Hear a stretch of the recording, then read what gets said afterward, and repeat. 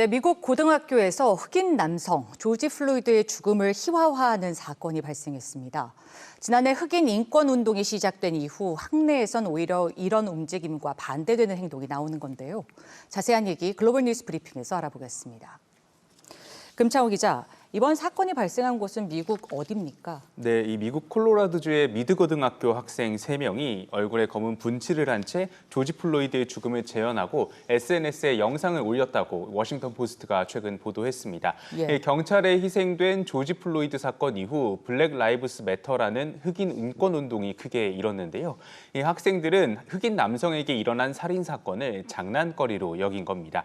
이 학생들은 5일 정학 처분을 받았지만 다른 학생들의 규탄 시위가 이어지고 있습니다.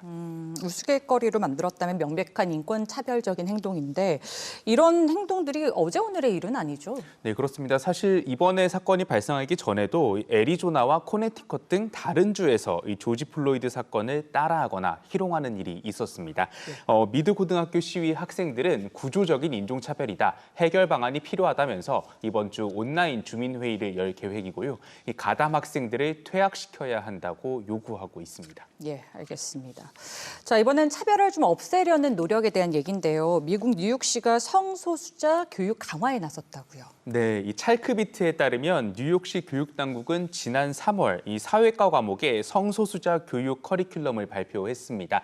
이 커리큘럼 이름은 히든 보이스, 드러나지 않은 목소리란 뜻인데요. 학생들은 그동안 접하지 못했던 역사 속 성소수자 인물에 대해 배웁니다.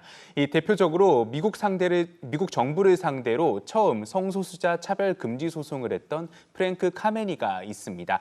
또 뉴욕시 곳곳에 퍼져 있는 성소수자 관련 시설도 수업 내용에 포함이 됐습니다.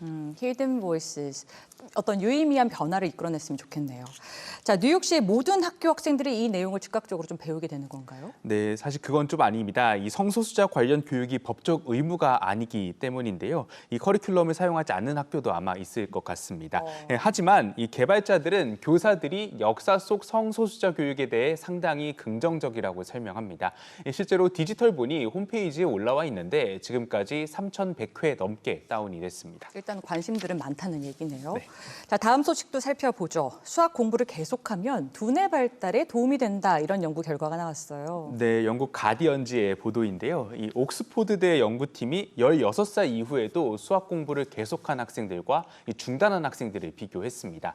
이 수학 공부를 중단한 학생들에선 뇌의 인지 발달과 연관된 특정 화학 물질이 적게 나왔습니다.